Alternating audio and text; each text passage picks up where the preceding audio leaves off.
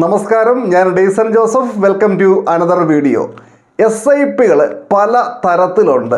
ഇപ്പോൾ normal SIP എല്ലാവർക്കും അറിയാം. ഉദാഹരണമായിട്ട് പറഞ്ഞു കഴിഞ്ഞാൽ ഇപ്പോൾ ഒരാൾ എല്ലാ മാസവും 10,000 രൂപ അല്ലെങ്കിൽ 5,000 രൂപ SIP ആയിട്ട് ഇങ്ങനെ നിക്ഷേപിച്ചു കൊണ്ടേയിരിക്കുന്നു.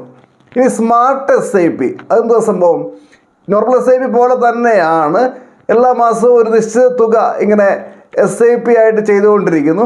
ഇനി ഒരു നിശ്ചിത ടൈം കഴിയുമ്പോൾ, 6 മാസം അല്ലെങ്കിൽ 1 വർഷം കഴിയുമ്പോൾ കൃത്യമായ ഒരു തുക അല്ലെങ്കിൽ കൃത്യമായ ഒരു ശതമാനം നമ്മുടെ SIP എമൗണ്ടിൽ വർദ്ധിപ്പിക്കുന്നു. ഇപ്പോൾ എല്ലാ മാസവും 10,000 രൂപ SIP ചെയ്തുകൊണ്ടിരിക്കുന്നു.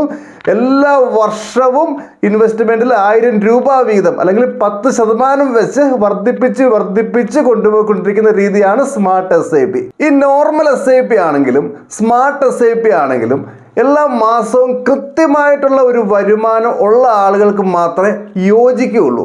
സ്മാർട്ട് SIP ആണെങ്കിൽ കൃത്യമായ വരുമാനം ഉണ്ടായാൽ മാത്രം പോരാ, നിശ്ചിത ഒരു പീരീഡ് കഴിയുമ്പോൾ കൃത്യമായിട്ടുള്ള ഇൻക്രിമെൻറ്റും കൂടി വരുമാനത്തിൽ ഉണ്ടാവണം. ഈ സാലറീഡ് ആയിട്ടുള്ള ആൾക്കാർക്കൊക്കെയാണ് ഈ നോർമൽ SIP സ്മാർട്ട് SIP ഒക്കെ യോജിക്കുന്നത്. ഇങ്ങനെയൊന്നും അല്ലാത്ത കുറച്ച് ആൾക്കാരുണ്ട്. എങ്ങനെയല്ലാത്ത? കൃത്യമായ വരുമാനം എല്ലാ മാസവും ഇല്ലാത്ത ആളുകൾ, ഇപ്പം ബിസിനസ്സൊക്കെ ചെയ്യുന്ന ആൾക്കാർ, അതുപോലെ സെൽഫ് എംപ്ലോയിഡ് ആയിട്ടുള്ള ആൾക്കാർ, ഫ്രീലാൻസേഴ്സ്, അതുപോലെ കമ്മീഷൻ ഏജൻറ്റുമാർ, അതുപോലെ കൃഷിക്കാർ, ഇവർക്കൊന്നും എന്താണ് എല്ലാ മാസവും കൃത്യമായിട്ടുള്ള ഒരു വരുമാനമില്ല. എല്ലാ ആളുകളുടെയും ഈ വരുമാനത്തിൻ്റെ സ്വഭാവം വ്യത്യസ്തമാണല്ലോ. അതുകൊണ്ടാണ് ഇങ്ങനെ വന്നിരിക്കുന്നത്. ഇത്തരക്കാർക്കൊന്നും വരുമാനം ഇല്ലെന്നല്ല പറയുന്നത്, അവർക്ക് വരുമാനമുണ്ട്. ചില മാസങ്ങളിൽ അവർക്ക് എന്താണ് വളരെ വലിയ വരുമാനം കിട്ടും, ചില മാസങ്ങളിൽ എന്താണ് വളരെ കുറവായിരിക്കും വരുമാനം, ചില മാസങ്ങളിൽ ഇടത്തരം വരുമാനം മാത്രമേ ഉണ്ടായിരിക്കുകയുള്ളൂ. മൊത്തത്തിൽ നോക്കുമ്പോൾ എല്ലാ വർഷവും ഒരു എമൗണ്ട് അവർ ഏൺ ചെയ്യുന്നും ഉണ്ട്. എന്നാൽ ഇത്തരക്കാർ നോർമൽ SIP അല്ലെങ്കിൽ സ്മാർട്ട് SIP ഒക്കെ സ്റ്റാർട്ട് ചെയ്ത് കഴിഞ്ഞാൽ പല മാസങ്ങളിലും അക്കൗണ്ടിൽ ബാലൻസ് ഇല്ലാതെ വരികയും SIP ഫെയിലായി പോവുകയും ചെയ്യാനുള്ള ഒരു സാധ്യതയുണ്ട്. നമ്മുടെ ചാണ്ടിച്ചൻ്റെ കാര്യം പറഞ്ഞ പോലെ നമുക്ക് ചാണ്ടിച്ചനെ പരിചയപ്പെടാം. ചാണ്ടിച്ചൻ ഒരു കൃഷിക്കാരനാണ്, കുറച്ച് റബ്ബർ തോട്ടമൊക്കെ ഉള്ള ഒരു കൃഷിക്കാരൻ. ഈ റബ്ബർ കൃഷിക്ക് ഒരു പ്രത്യേകതയുണ്ട്. ചില മാസങ്ങളിൽ ടാപ്പിംഗ് ഉണ്ടാവില്ല. കടുത്ത മഴയുള്ള സമയത്ത് ടാപ്പിംഗ് ഉണ്ടാവില്ല, ഉൽപ്പാദനമില്ല, വരുമാനമില്ല. അതുപോലെ കടുത്ത വേനലിലും പലപ്പോഴും എന്ത് ചെയ്യാറുണ്ട്? ടാപ്പിംഗ് നിർത്തിവെക്കാറുണ്ട്, അപ്പോഴും വരുമാനമില്ല. ഇനി ടാപ്പിംഗ് ഉള്ള മാസങ്ങളിൽ തന്നെ ചില സമയത്തൊക്കെ എന്താണ് ആദായം വളരെ കൂടുതലായിരിക്കും, ചില സമയത്ത് ആദായം കമ്പാരിറ്റീവ്ലി കുറവായിരിക്കും. എന്ന് പറഞ്ഞാൽ ചാണ്ടിച്ചൻ അത്യാവശ്യം വരുമാനമൊക്കെ ഉണ്ട് എങ്കിലും എല്ലാ മാസവും കൃത്യമായിട്ടുള്ള ഒരു വരുമാനം ലഭിക്കുന്ന ആളല്ല ചാണ്ടിച്ചൻ.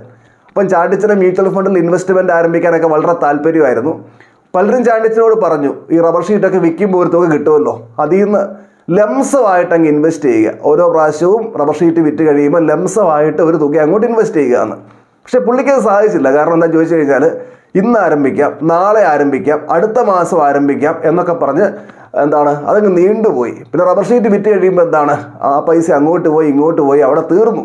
അപ്പോൾ ഒരു സിസ്റ്റമാറ്റിക് ആയിട്ട് കൊണ്ടുപോകാൻ സാധിക്കുന്നില്ല, ഡിസിപ്ലിൻ ഇല്ല, ഒരു ഗോൾ ഓറിയൻറ്റഡ് ആയിട്ടൊന്നും മുന്നോട്ട് പോകാൻ സാധിക്കുന്നില്ല. അപ്പോൾ ഇദ്ദേഹത്തെ പോലെയുള്ള ആളുകൾ ഇഷ്ടം പോലെയുണ്ട്. ഇവർക്ക് യോജിക്കുന്ന ഒരു ഇൻവെസ്റ്റ്മെൻറ്റ് രീതിയാണ് ഫ്ലെക്സി SIP എന്ന് പറയുക. എന്താ ശരിക്കും ഫ്ലെക്സി SIP? എല്ലാ മാസവും വ്യത്യസ്തങ്ങളായ തുകകൾ SIP രീതിയിൽ നിക്ഷേപിക്കുന്ന പരിപാടിയാണ് ഫ്ലെക്സി SIP. നമുക്ക് ചാണ്ടിച്ചൻ്റെ കേസിലേക്ക് തിരിച്ചു വരാം. ചാണ്ടിച്ചന് ഒരു വർഷം ശരാശരി ഒരു 5 ലക്ഷം രൂപയൊക്കെ റബ്ബറിൽ നിന്ന് വരുമാനം കിട്ടുന്ന ആളാണ് കേട്ടോ.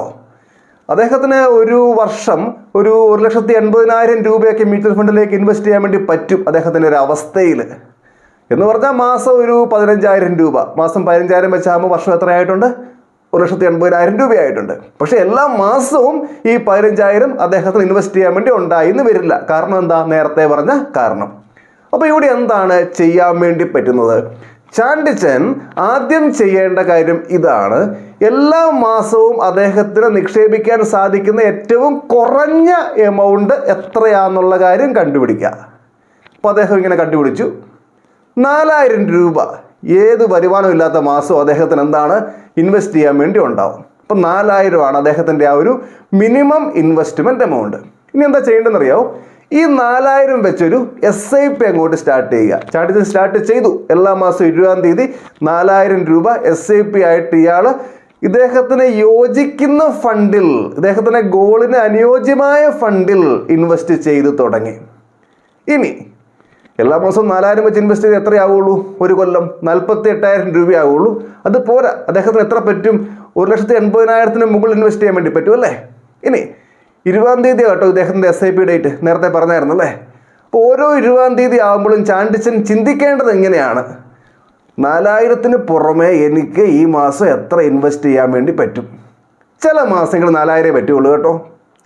മറ്റു ചില മാസങ്ങളിൽ 10,000 പറ്റും, മറ്റു ചില മാസങ്ങളിൽ 15,000 പറ്റുന്നുണ്ട്, മറ്റു ചില മാസങ്ങളിൽ 30,000 പറ്റുന്നുണ്ട്, മറ്റു ചില മാസങ്ങളിൽ അതുക്കും മേലെ പറ്റുന്നുണ്ട്. അപ്പോൾ ആ സാധിക്കുന്ന എമൗണ്ട് കൃത്യം ഈ SIP ഡേറ്റിൽ തന്നെ എന്ത് ചെയ്യുന്നു? ഇദ്ദേഹം ലംസമായിട്ട് അങ്ങോട്ട് ഇൻവെസ്റ്റ് ചെയ്തു പോകുന്നു. അപ്പം 4,000 ഉറപ്പായിട്ടും എല്ലാ മാസവും SIP രീതിയിൽ ഓട്ടോ ഡെബിറ്റ് ആകുന്നു. അതിന് പുറമെ ഒരു എമൗണ്ട് കൂടി അദ്ദേഹം എന്താണ് കൃത്യമായിട്ട് സാധിക്കുന്ന രീതിയിൽ അദ്ദേഹം ഇൻവെസ്റ്റ് ചെയ്തു പോകുന്നു. അപ്പോൾ ഈ ഒരു റണ്ണിങ് SIP ഉള്ളത് കൊണ്ട് തന്നെ അദ്ദേഹം ചിന്തിക്കും, എനിക്ക് ഈ മാസം അധികമായിട്ട് എത്ര പറ്റും.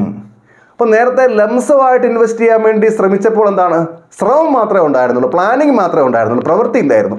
ഇപ്പോൾ ഇവിടെ ബേസിക് ആയിട്ടൊരു SIP സ്റ്റാർട്ട് ചെയ്യുകയും അതിന് മേലെ കൂടി ലംസമായിട്ട് കൂടി ഇൻവെസ്റ്റ് ചെയ്യാൻ വേണ്ടി തുടങ്ങിയപ്പോൾ എന്താണ്, അദ്ദേഹത്തിൻ്റെ ഇൻവെസ്റ്റ്മെൻറ്റിന് ഡിസിപ്ലിൻ വന്നു. സംഗതി എന്തായി? സിസ്റ്റമാറ്റിക് ആയി. അദ്ദേഹത്തിന് ഗോൾ ഓറിയൻറ്റഡ് ആയിട്ട് ഇങ്ങനെ നിക്ഷേപിച്ച് പോകാൻ വേണ്ടി പറ്റുന്നു.